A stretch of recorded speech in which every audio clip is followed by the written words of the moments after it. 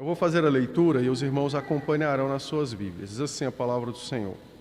Apesar de hoje irmos apenas até o verso 15, mas é importante lermos toda a sessão. Diz assim a palavra do Senhor. Vou ler desde o 11.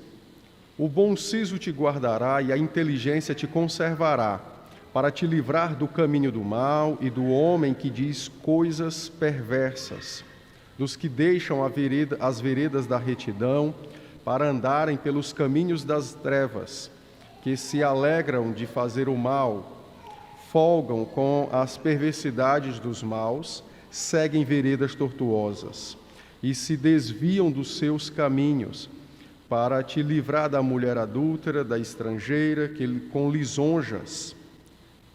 lisonjeia com palavras, a qual deixa o amigo da sua mocidade e se esquece da aliança do seu Deus, porque a sua casa se inclina para a morte e as suas veredas para o reino das sombras da morte.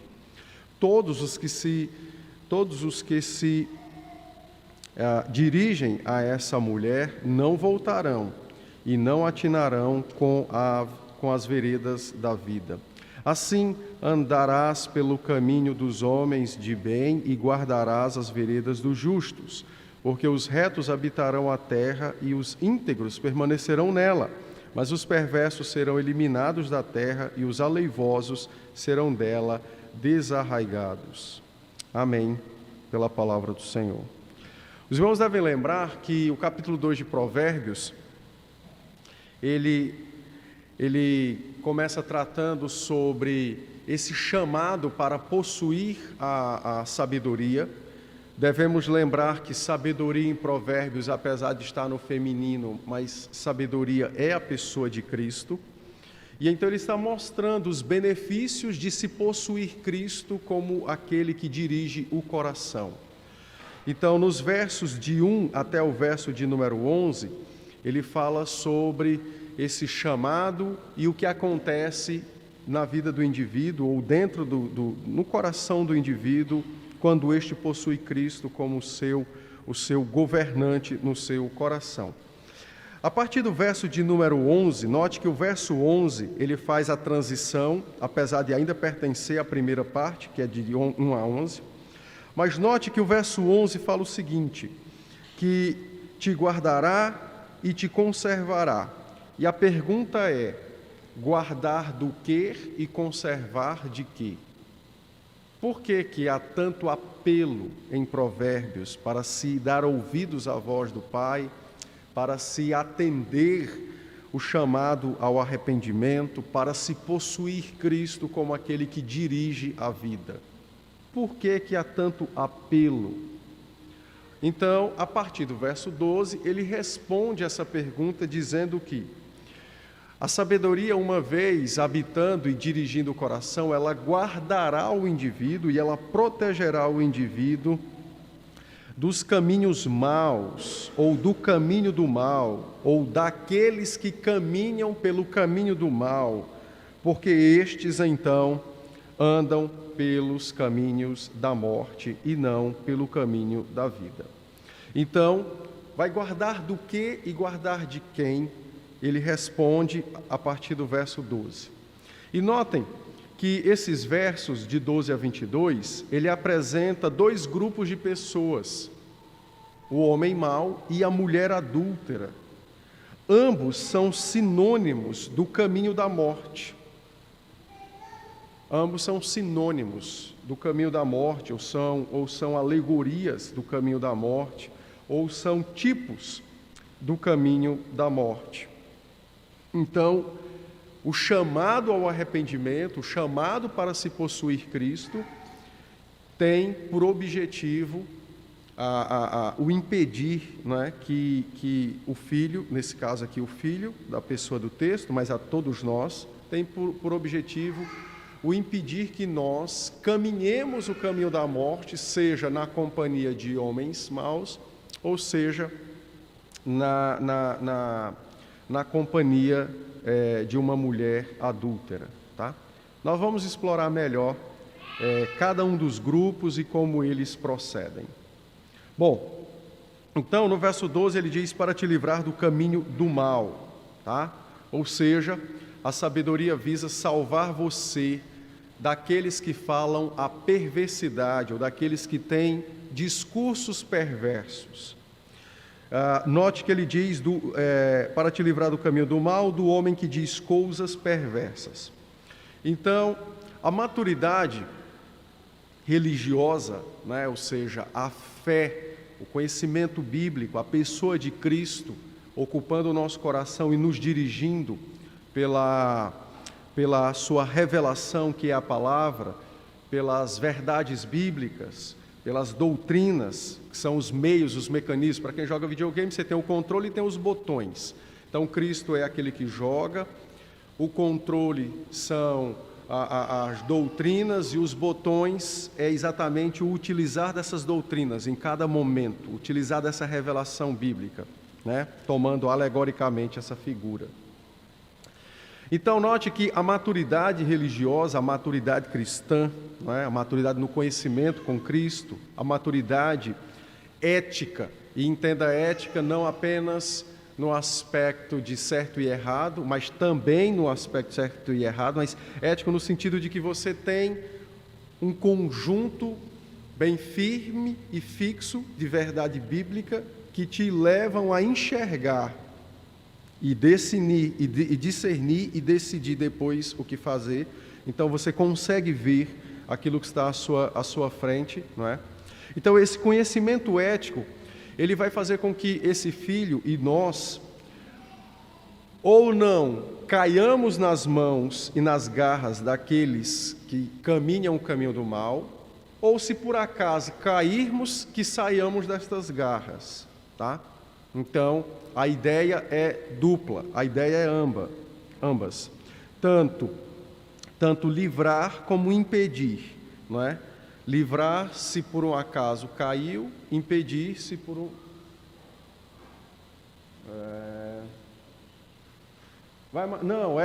eu estou achando que eu te mandei o texto errado.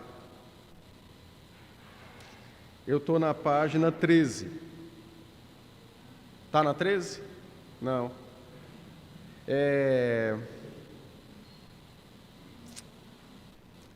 Do que devemos ser protegidos, é o título. Mas foi um erro. Mas do computador, não foi meu. Foi ele que mandou o arquivo errado. Não tem nada a ver com isso. Então, a sabedoria tem como seu propósito tanto nos livrar caso venhamos a cair, nos livrar quando somos tentados, e ao mesmo tempo nos dá a condição de sair disso caso sejamos enredados, não é? Ou fisgados por esses homens que têm discursos perversos, tá? Beleza.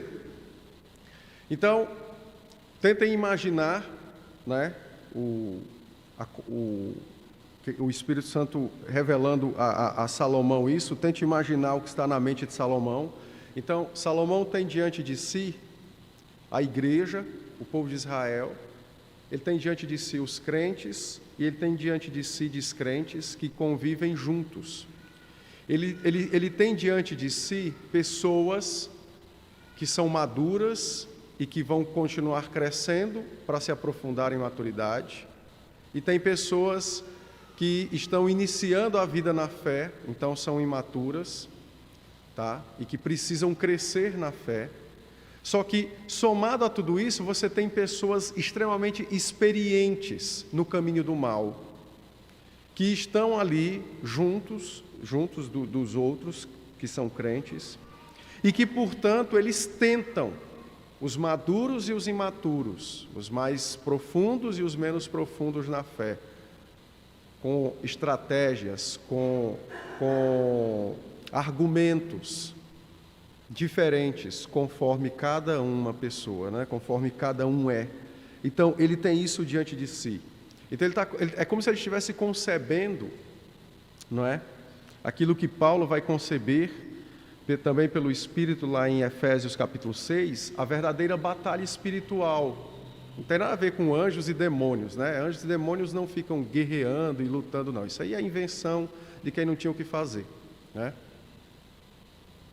Pode esquecer isso aí. Acima de nós não tem um mundo espiritual. Aí, Miguel, eu conjuro-te pelo nome de Cristo. Aí o diabo, não te escutei. Isso aí é besteira. Não existe isso, não. O que existe de batalha espiritual é como Paulo disse e como Salomão está nos revelando aqui. É a guerra pelo domínio do nosso coração entre o Santo Espírito que habita em nós e que renova os crentes na fé, capacitando-os a resistirem às tentações e os impulsos da sua própria carne.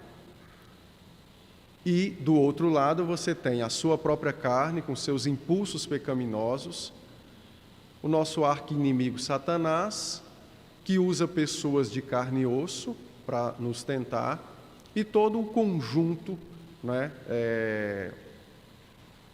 que rege o conjunto majoritário na maioria dos países, que é o conjunto de influência, tanto no aspecto legal, estilístico, cultural e por aí vai.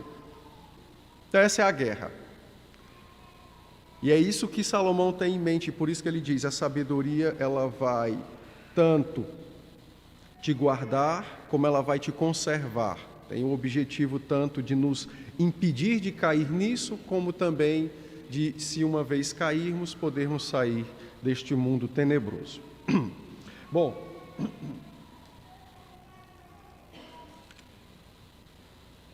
muito obrigado, Santo Diácono. Então, a maturidade religiosa, que é a maturidade de fé, e esse conhecimento ético, que é exatamente a Escritura, que agora é o óculos, são os nossos óculos para enxergarmos o mundo, elas conseguem tanto nos proteger, como também, caso caiamos, nos fazer sair das garras desse poder moral perigoso que rege o mundo e a vida daqueles que são conduzidos pela sua própria carne, ok? Então, esse é o ambiente que Salomão concebe na sua mente. Bom, ele disse que esse caminho é um caminho do mal e é um caminho que conduz à morte, tá? Então, notem que ele já tratou disso anteriormente, e nós já vimos isso, quando no capítulo 15, os versos 14 e 15, Salomão fala também ao seu filho, mas percebe que ele está ampliando o seu ensino e agora olhando para novas possibilidades de ação dos homens maus. Então, ele lançou fundamentos, continua a lançar os fundamentos e agora começa a erguer o edifício, né, um passo após outro, para que o filho tenha o maior alcance possível de compreensão da Escritura e que assim possa então enxergar o máximo possível da vida pela palavra. Então, nos versos 14 e 15 do capítulo 1, ele disse, né, falando desses homens maus que podem chegar para o filho e fazer uma proposta. A proposta é: lança a tua sorte entre nós, teremos uma só bolsa. Filho meu, não te ponhas a caminho com eles, guarda das suas veredas os pés. E aqui eu expliquei que a proposta era: se junta a nós para ter lucro fácil, riqueza abundante, sensação de poder e domínio, ou seja, era meio que uma gangue que iria assaltar, roubar e ferir pessoas. Então, a proposta é feita e Salomão diz: não te ponha a caminho com eles, porque o resultado é um resultado de morte, ok? Bom, o homem mau, do verso 12 do capítulo 2, aqui, não se refere às pessoas pagãs. Ele não está se referindo aqui às pessoas pagãs. Ele está se referindo, sim, aos apóstatas, ou a pessoas que cresceram, no caso, lá, né, na comunidade da fé, no povo da aliança, mas que se tornaram infiéis assim como Caim e Esaú. Então, preste atenção num detalhe.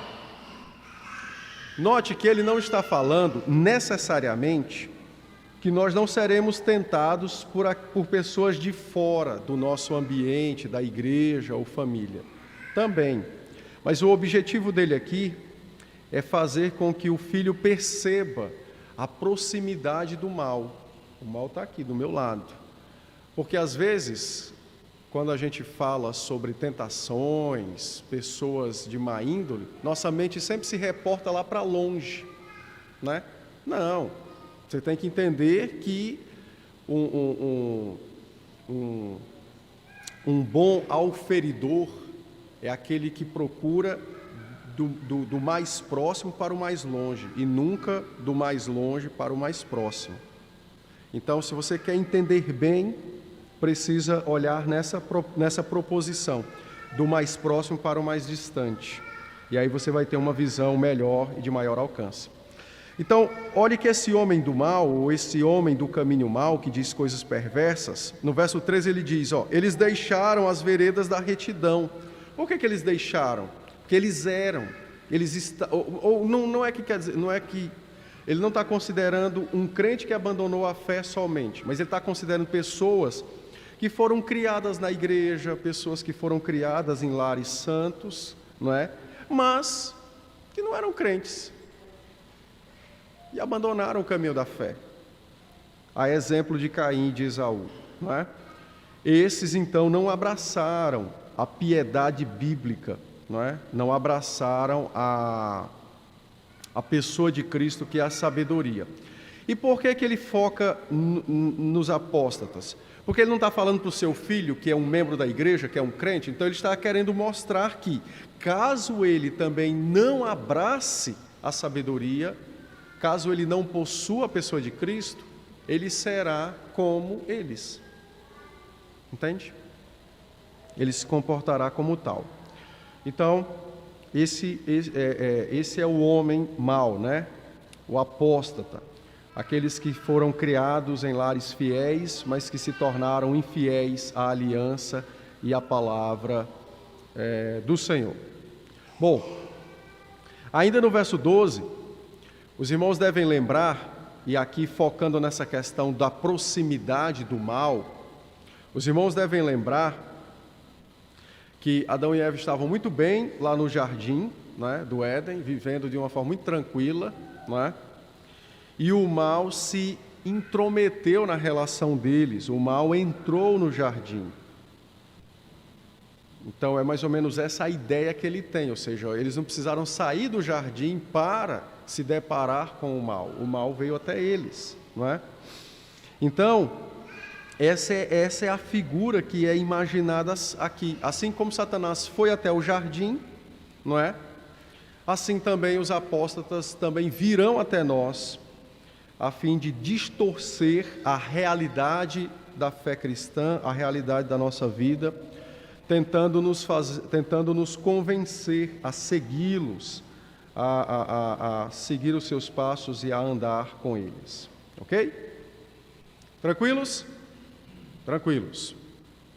Bom, ele diz então o seguinte, que esse homem mau diz coisas perversas. A expressão aqui, discurso perverso, não são palavras, por exemplo, palavras que choquem, no sentido de... Para nós, geralmente a ideia de perverso tem muito a ver com a ideia de sofrimento, não é? Contra alguém. Mas os discursos perversos aqui não se referem necessariamente a promover o sofrimento a alguém. Pelo contrário, a ideia de discurso perverso é porque é algo contrário ao próprio Senhor Jesus Cristo e ao seu propósito de nos trazer, né, a verdadeira felicidade que é por meio da santidade. Então, a ideia de discurso perverso aqui é a ideia de seduzir, tirar de onde o indivíduo está para que ele venha a segui-lo, não é? Fazer com que ele deixe o caminho da fé e siga o caminho da impiedade. Então, discurso perverso tem a ideia aqui de seduzir. Esse é o objetivo. Encantar, desviar. E aí, nós já vimos isso lá no capítulo 1, nos versos de 10 a 14, né? Aquelas palavras sedutoras que os homens disseram ao filho, né?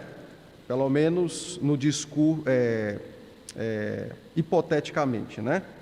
Então, eles disseram para o filho: olha, vem e ande conosco, não é? Ande conosco, porque se você vier, nós todos, apesar de muitos, seremos como um, ou seja, teremos unidade, não haverá maior ou menor entre nós, não é? Quais são os teus desejos? Os teus desejos também serão nossos. Então, nós iremos trabalhar juntos para ter a realização de todos esses desejos.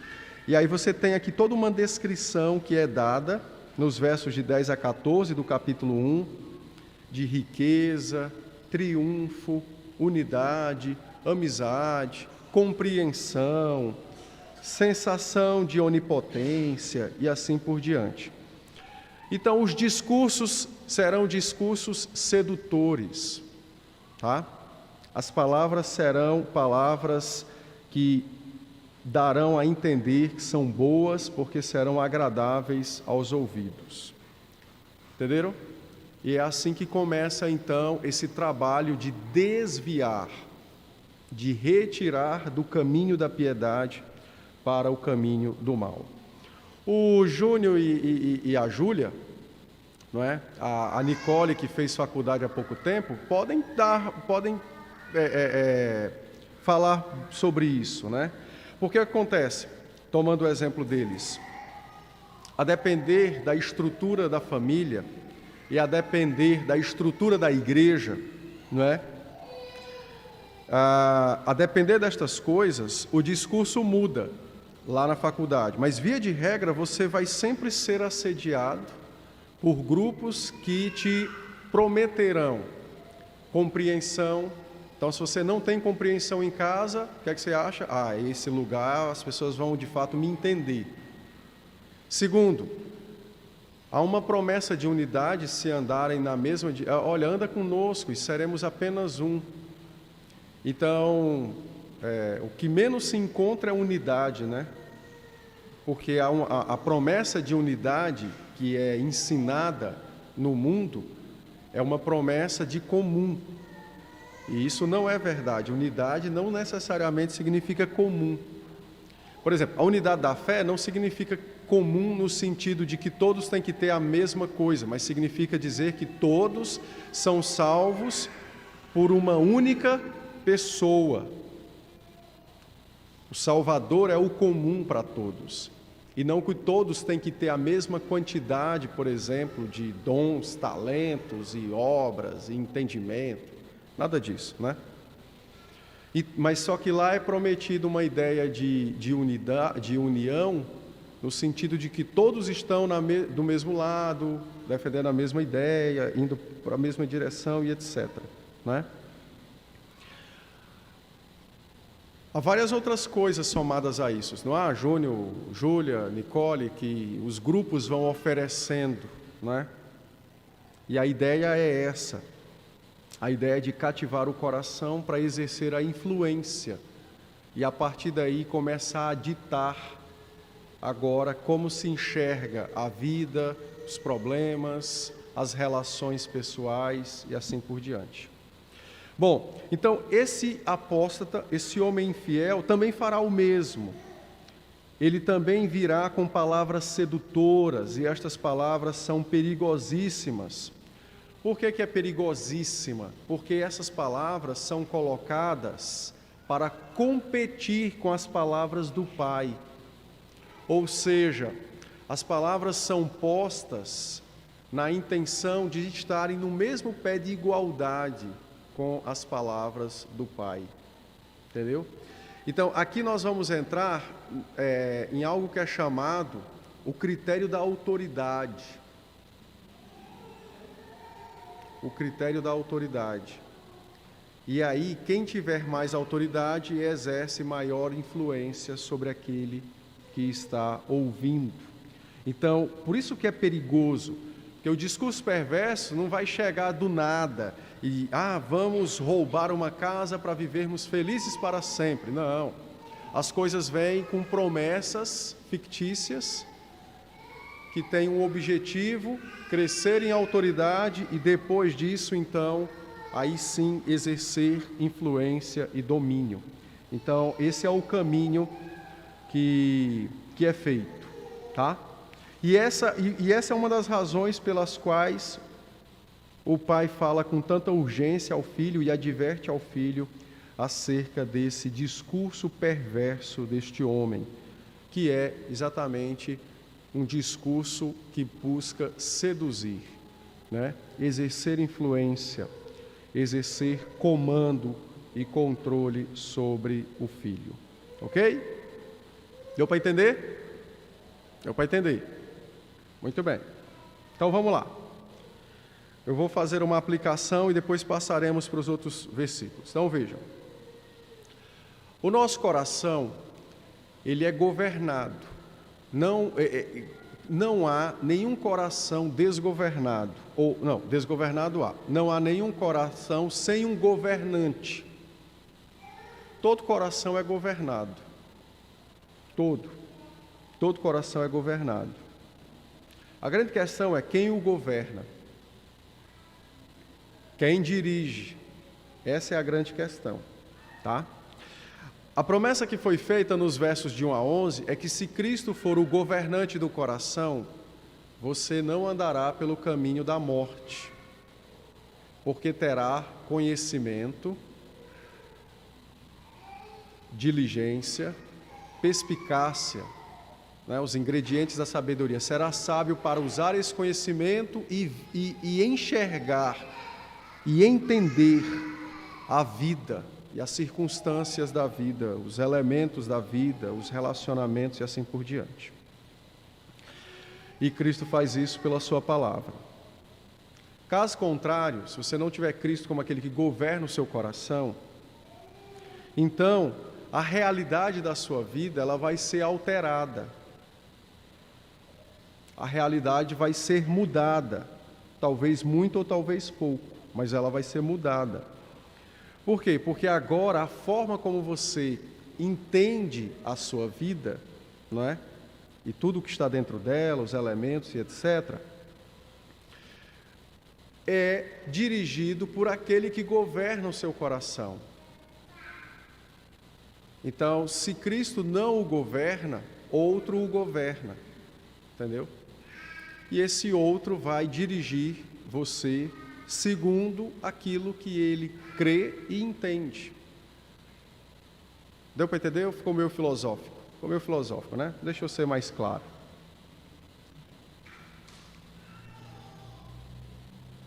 Quando a gente fala de enxergar a vida, não é enxergar como eu estou vendo vocês. É entender o que são as coisas, os relacionamentos, é ter uma visão de mais longo alcance sobre a realidade em que se está. Essa realidade, ela pode ser verdadeira ou fictícia. Verdadeira se for à luz da Escritura, fictícia se for fora da Escritura. Pastor, mas eu sou um crente. Pois é, mas você pode ter coração dividido. Tiago diz isso, homem de ânimo dobre, ou seja, rapidamente ele muda de um ponto ao outro. Por quê? Porque possivelmente em alguma área da vida, Cristo não governa o coração. Então ele tem uma visão, ele tem um entendimento diferente, fora da Escritura, acerca daquela área da vida, porque tem um outro governante ali. Eu vou lhe dar um exemplo. Ou vou tentar dar um exemplo, né? Vamos tentar dar um exemplo.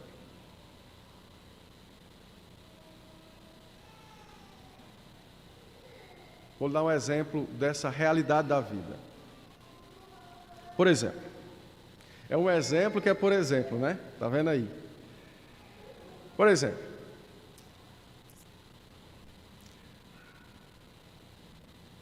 duas pessoas precisam se amar para se casar. Está correta essa frase, essa afirmação?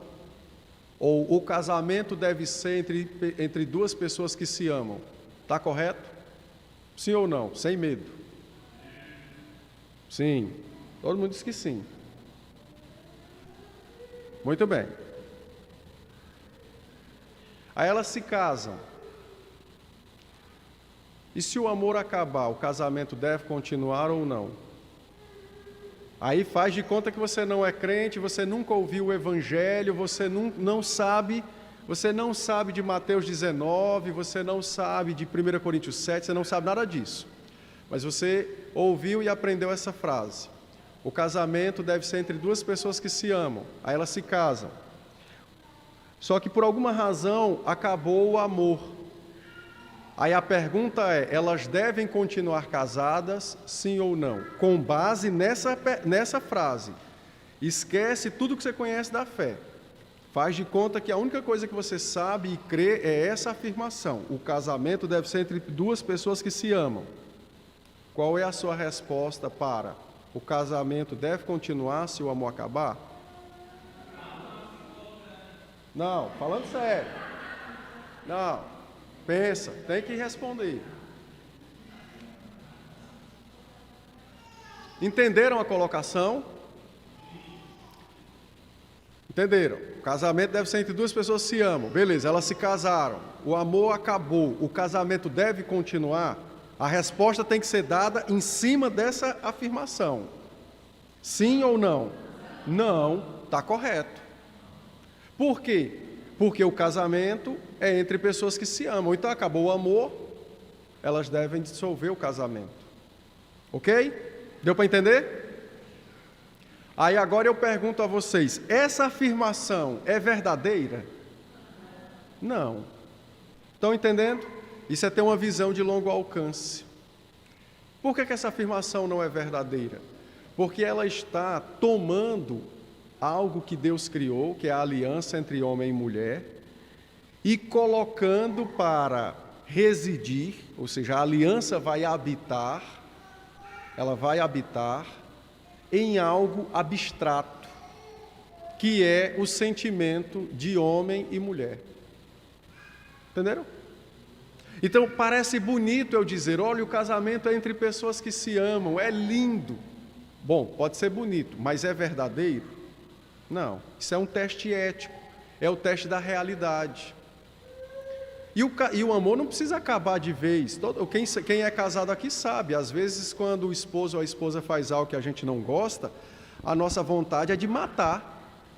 Naquele momento você não está curtindo, você não tem nenhuma emoção romântica, ou não tem nenhum desejo, por exemplo, lícito no sentido sexual pelo outro. O que você queria era enterrar o indivíduo vivo, se pudesse, de cabeça para baixo e num formigueiro. Não é não? Não é assim, minha irmã? Então, se nós seguirmos este mandamento, o casamento entre pessoas que se amam, então, nas turbulências, seja do dia a dia, ou um grande problema que aconteça, nessas turbulências, o casamento não necessariamente deverá continuar. Basta que um ou ambos digam, olha, eu não consigo mais sentir o que eu sentia antes por você, então é sinal de que o amor acabou.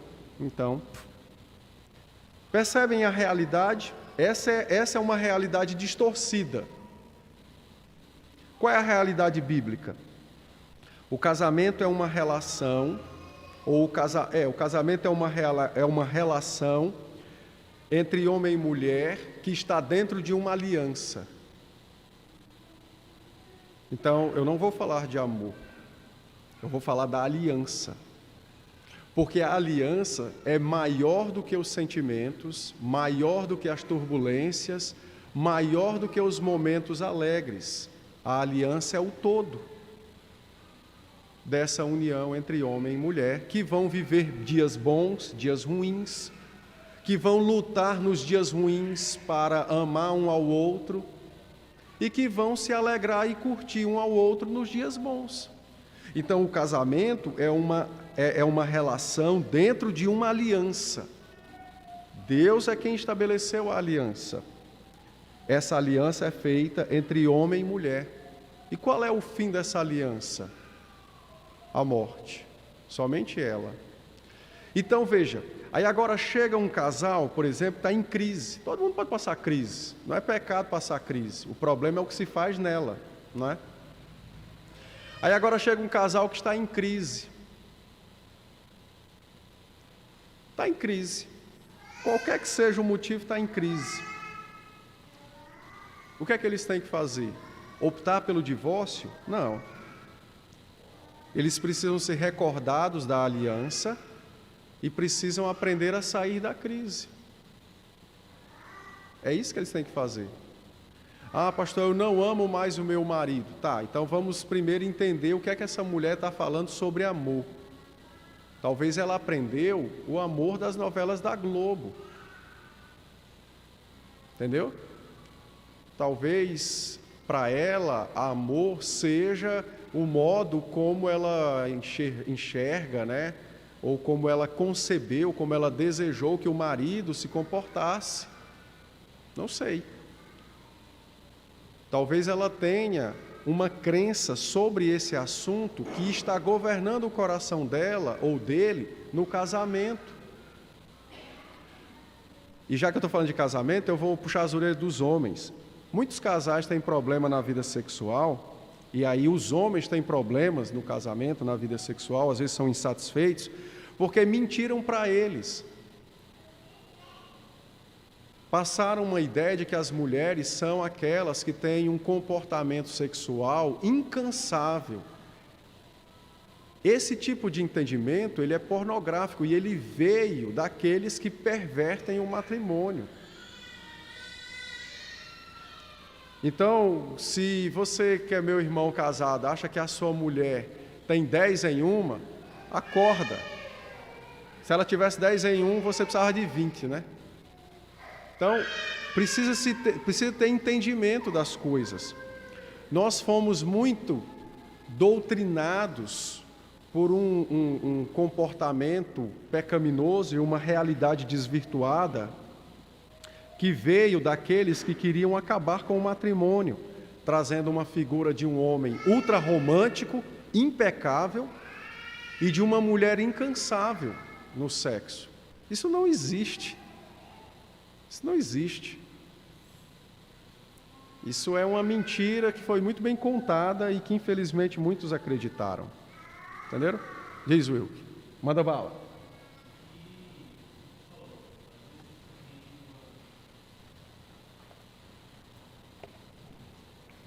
Ouviu os passos da sabedoria, foi? Ouvi os passos da sabedoria, correndo ao meu encontro aqui.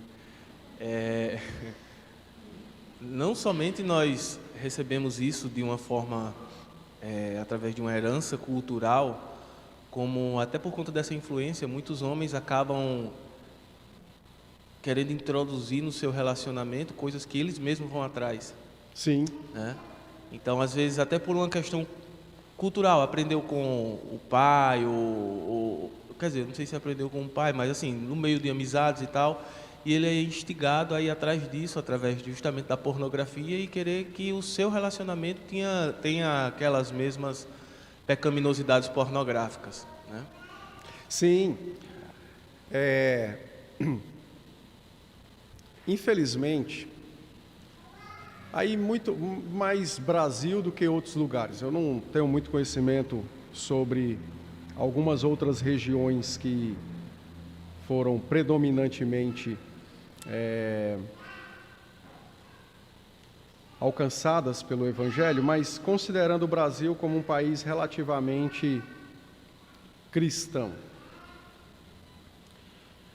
Muito da realidade da vida não foi ensinado, não foi passado pela igreja para os membros, não está sobre o domínio de Cristo, estava e às vezes ainda está sob o domínio da cultura pecaminosa, do entendimento abstrato de um indivíduo qualquer. E isso vai dirigindo, vai marcando, vai guiando os passos no futuro, seja da vida como pai, como esposo e assim por diante. Então, está coberto de razão. No passado, havia um hábito antigo, não é? Entre pessoas até entre aspas, moralmente corretas, né? Lá bem no passado, que era quando o menino completava aí seus 14, 15 anos, levava ele para algum prostíbulo para ele passar a ser homem. Então, veja, esse menino começava desde cedo a ser inserido numa vida pornográfica, não é? E de promiscuidade, e ele vai fazer a mesma coisa na casa dele, só que ele vai fazer de formas diferentes, mas ele vai fazer a mesma coisa na casa dele. Entendeu? Ele vai repetir isso com os filhos dele, até que um dia Deus quebre essa... Aí é uma maldição hereditária mesmo, né? Até que Deus quebre essa maldição e traga a verdade a essa família. Mas ele vai repetir isso. E é por isso que a gente escuta, e eu digo isso porque já ouvi, né? Não para minha alegria, mas para minha tristeza. Já ouvi algumas pessoas relatarem, né? Que muitos maridos queriam que suas esposas fizessem coisas que eram completamente contrárias, né? Ainda que elas não contrárias à Bíblia, ainda que elas não soubessem nem ao que era contrário, mas havia um senso de pudor nelas. Então elas se negavam. E é daí que vem aquele maldito adágio popular: é porque não encontra em casa. É daí que vem. Entendeu? Então, você tinha até uma justificativa para o adultério. Por isso que muitas mulheres até toleravam o adultério.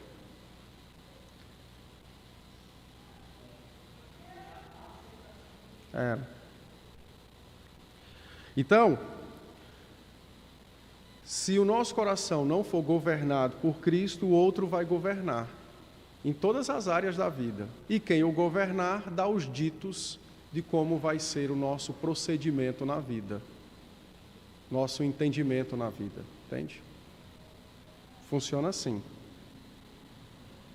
Deu para entender?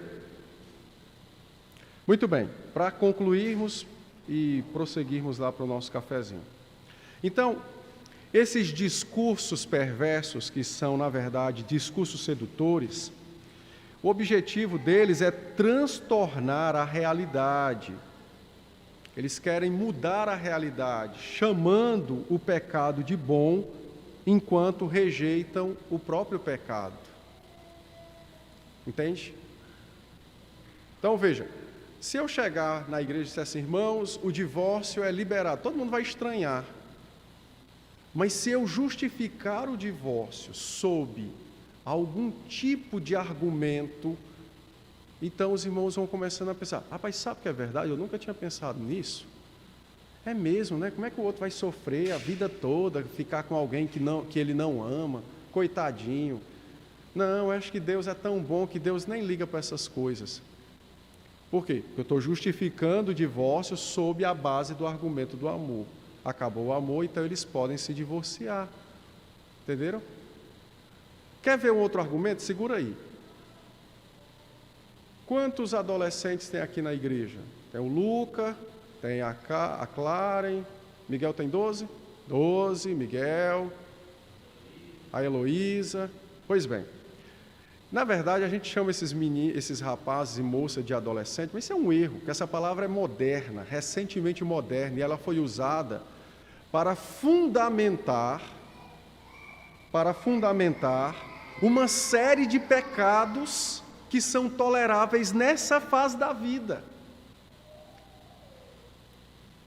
É difícil, por exemplo, a esposa tolerar um marido resmungão, mas os pais toleram o filho adolescente ser resmungão e ainda diz: é da idade.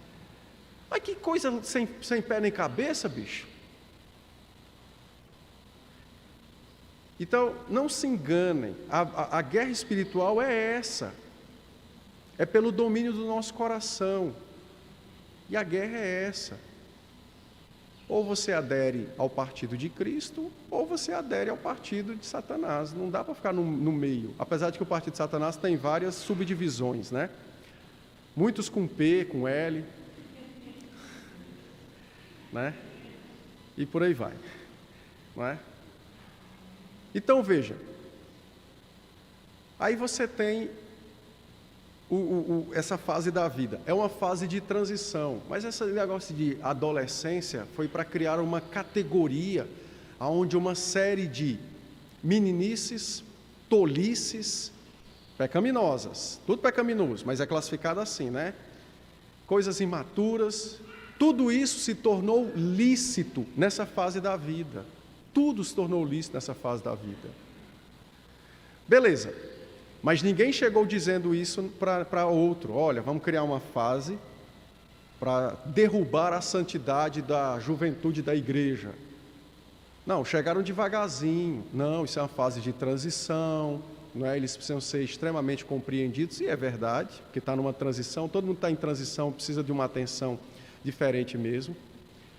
Beleza, aí todo mundo, é verdade, tem uma fase de transição. Qual é o segundo passo? Nessa fase de transição é admitido uma série de coisas, né? Ah, não, isso não é possível. Eu não vou admitir que o meu filho ou a minha filha se masturbem. Então, peraí, nós temos que ter um fundamento para quebrar o 7º mandamento na vida da juventude. Qual é?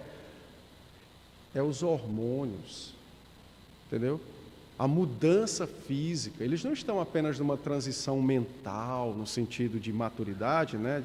Eles estão numa mudança física. Então, eles são, na verdade, o seu adolescente, ele é um hormônio com pernas, orelhas e que fede. Porque antes cheirava, né? A criança é bem cheirosinha, depois começa a crescer, né? Aí vem o suor mais forte. Vem a suvaqueira, né?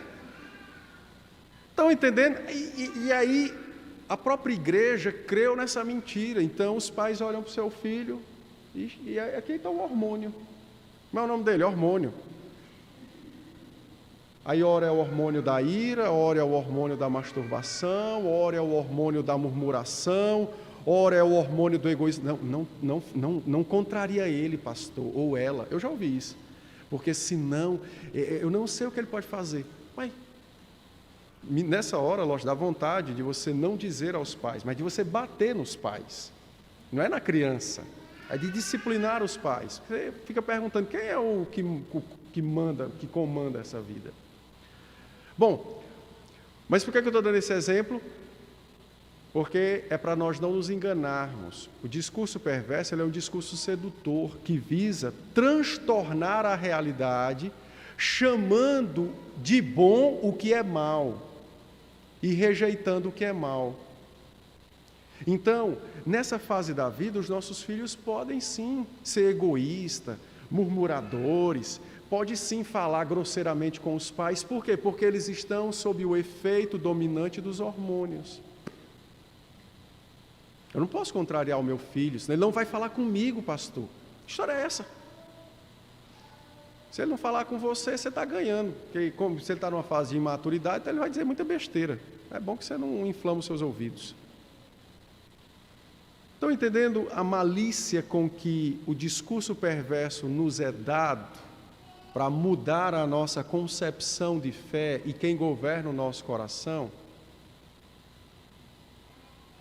Então, os nossos filhos já crescem sabendo que eles vão ter uma fase onde eles não vão ser mais disciplinados fisicamente, mas continuarão podendo pecar como crianças, quando eram crianças. Por conta disso. Tudo é o hormônio, são os hormônios e por aí vai. É um bom exemplo para pensarmos sobre como nós temos tratado a questão da nossa própria existência e olhando essas faixas etárias, né? Observando essas questões. Deu para entender? Bom, então, o seu filho, a sua filha, se estiver nessa fase, ele vai precisar de maior instrução? Vai, porque agora ele está entendendo mais, então você pode cobrar mais. Mas não pode cobrar tudo, porque ele não é adulto, mas pode cobrar mais. Você pode agora apelar mais para a razão, porque agora ele está crescendo assim. Então, a mudança de trato acontece, porque agora ele está numa nova fase de vida. Mas o mesmo pecado da ira de quando ele era criança e que você disciplinava, é o mesmo quando ele está nessa fase. Precisa de correção do mesmo jeito, precisa ser chamado ao arrependimento. Precisa mostrar a ele que a ira dos homens não produz a justiça de Deus. Mesma coisa. E quando ele ficar adulto, mesma coisa. Só que aí, a partir de um certo tempo, nossos pecados vão ganhando proporções maiores no sentido da gravidade, né, e consequência. Diga, Nice, e aí eu encerro. Queria só fazer uma contribuição. Um dia uma mulher me disse que quando o casal se separa, é porque Deus não uniu. Porque Mas tem que lindo. aquela frase que diz, né? O que Deus Uniu, o homem não separa. Aí se separou porque Deus não uniu, tá tudo certo, porque Deus não uniu, não tem compromisso nenhum, né? Rapaz, mas você vê... olha, pense, essa senhora tinha que escrever uma Bíblia. É, dá para reescrever. Essa daí merece o Evangelho, né? Aí tem casos até que foi anulado o casamento na Igreja Católica. Não, no caso da Igreja Católica, o casamento só é anulado quando não há consumação sexual. É a única hipótese. Gente que anulou mesmo assim, teve filho, teve tudo e anulou. Não, que eu então, conheço. se eles anularam, é porque tem algum pecado que fora cometido ou dentro ou antes do casamento que quebra o 7º mandamento. E aí, isso aí, a anulação lá é um processo, inclusive é um processo eclesiástico, mas ele é jurídico dentro da igreja. Só que nenhum casamento é anulado. Isso aí é uma invenção católica, porque para eles o casamento é um sacramento. Então é um elemento de salvação também. Então, se não deu certo aquele casamento e são apresentadas as provas legais, então eles tratam aquela união como se fosse uma mera união civil. Por isso que se dissolve, dando possibilidade do indivíduo casar de novo. Mas dando possibilidade, mas isso aí não é invenções deles. Como nós cremos? Em primeiro, essa frase dessa senhora não está nem errado. Está mais que errado. Porque quando Jesus disse, o que Deus uniu, o homem não separa, ele está exatamente repreendendo a pergunta que fora feita pelos fariseus, se era lícito repudiar a esposa por qualquer motivo. Então, Cristo está dizendo, antes de vir os seus motivos, vem o que Deus já fez, que foi a aliança. Então, não há nenhum casamento do qual Deus não uniu. Não é isso, né? Deus não está fazendo casamentos. Então, ele está falando nesse sentido.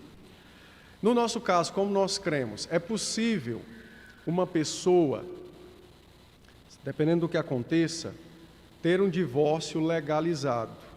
Não falando de governo, falando eclesiasticamente.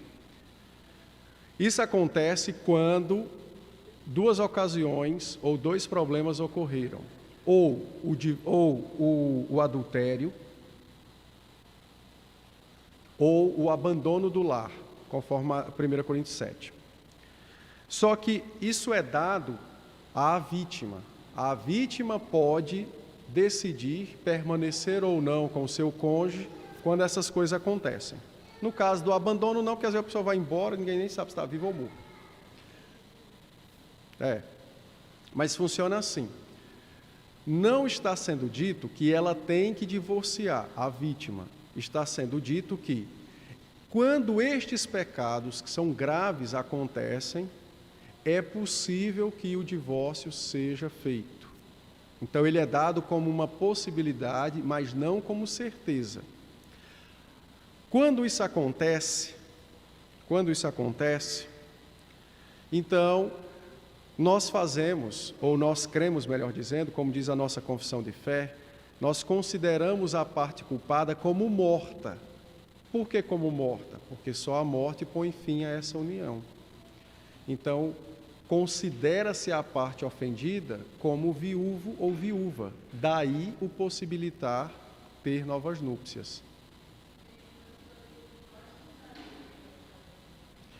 O divórcio, não, depende do caso. Só é permitido casar de novo a parte inocente. A parte culpada não pode casar de novo.